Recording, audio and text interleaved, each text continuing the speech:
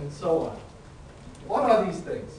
These are obligations of certain departments of the government, but not explicit obligations of the U.S. Treasury. All right?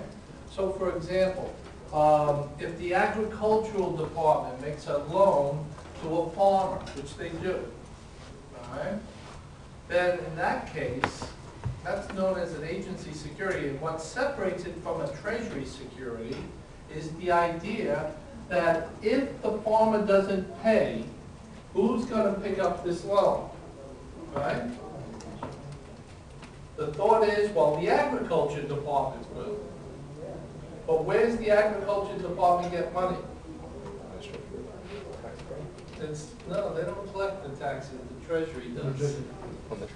And you think, what's the difference? It's all part of the federal government, right? Well, the idea is that technically it's not the Treasury Department. And if the agricultural department doesn't have enough money, well then technically you're not going to get paid. Right?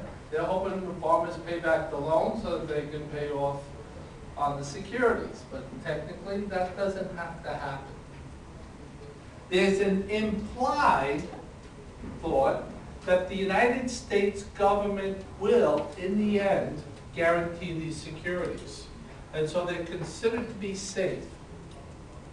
But there's like this little bit of doubt that legally the United States government doesn't have to pick it up. All right? And so they tend to trade a little bit higher in terms of interest rates than the government treasury securities. Okay? Okay, now, Fannie Mae and Freddie Mac were private corporations. And we talked a little bit about how they were constructed and how they packaged the mortgage securities. Right? They were private corporations sponsored by the United States government. What that meant was the United States government gave them their charter. You know, when you begin a corporation, you have to get a charter. You guys follow that stuff? Mm-hmm. No? If you wanted to start your own company in New York State, for example, right? You can do that anytime you want, but if you want to incorporate yourself, what do you have to do? No, you have to get a charter, which means what? It used to be a big deal because you had to bribe somebody to start a corporation. You know, in England, they started these things like 400 years ago, and the whole idea was the king would say, well, okay, what's in it for me? Okay, here's your charter, but I want X amount of British pounds, right? It was like a bribe-taking process, right? Well, that's evolved. But what would you have to do to get a charter? You'd have to go up to Albany, right? And Albany has somebody called the Secretary of State. Every state has one. And you apply in New York State if that's where you want your company chartered, or you have to apply in Delaware, which is where most companies go, or North Carolina, or whatever it might be. All right? And so you have to get this charter. What's different about Freddie Mac and Fannie Mae, they got U.S. government charters.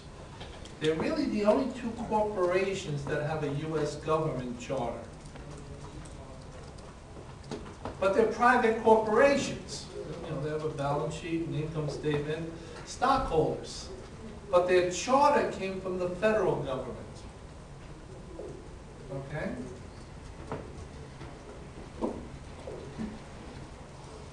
So, what's the point here? What's the difference? What's the difference if I get it from Albany or I get it from Washington, D.C.? Maybe, I know that it's Freddie Mae and the government backed what? Not legally. No, but Yeah. what's different? One is backed by the state, which is less secure. And No, you're not that. Well, not backed, but one's implied. No? No. No. You see, Albany says, well, you're on your own. Give us our $150 fee. It's not going for a driver's license. Here's your charter. That's $150, I think. I think it's 100. They might have raised it, but they brought it down. I don't know. You know what it is? It's 100? 150? I thought that's the last I heard. It's kind of like, you know, getting a registration for a car. You go to the window, here's your charter, here's your check, goodbye, right? That simply says that now you have limited liability and you pay the state for that limited liability, right? The important point here is that Albany never guarantees anybody, all right? You see companies going out of business all the time, Albany doesn't. There's only one company really Albany backs up, right? MBA. No, that's not a corporation, though. I was thinking New York Yankees. I gotta bring that into every class, right? I have to bring in MBA. The other thing is the MBA is not actually a corporation. But it's still. But Albany does back up the Yankees, but nobody else. Right? You can't pay your bills in your company. I doubt Albany's going to come to your rescue. Right? Whereas Fannie Mae and Freddie Mac, because it was the federal government, because they were the only ones with the federal government, the only other one actually is something called the Tennessee Valley Authority. All right? TBA. TBA, very good. Right?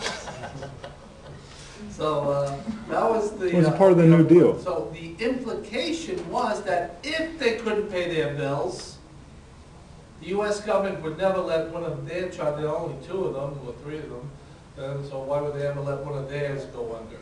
All right? And people were right. When they did go under in September, the U.S. government finally explicitly said, "Okay, we'll back them up." But that was the first time it was ever done explicitly, so it's not really in your book that way, all right? Okay, so those are the agency securities. Municipal securities, what's the big advantage there? Taxes? What about taxes? Your interest is tax-free at the federal level, all right? All right? So it's tax-free at the federal level. All right? In other words, if I buy a New York State bond and I live in New York State, I don't have to pay any taxes. But if I live in New Jersey, I don't have to pay federal taxes, but I may have to pay New Jersey taxes. All right? You can't the federal government can't tax a state, but a state can tax a state, which is Supreme Court rule. All right? All right, this becomes a big function of the bank asset balance sheet. And then the corporate bonds also. All right? And we talk about corporate bonds a lot in the fall, but basically it's a corporation borrowing money and they securitize the loan. Okay? All right, now, on the liability side, we know we got deposits.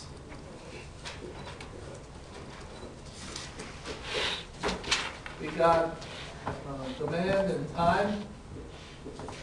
There's a point to all of this, by the way, that we'll get into. Demand and time deposits. We got bonds, and we got equity.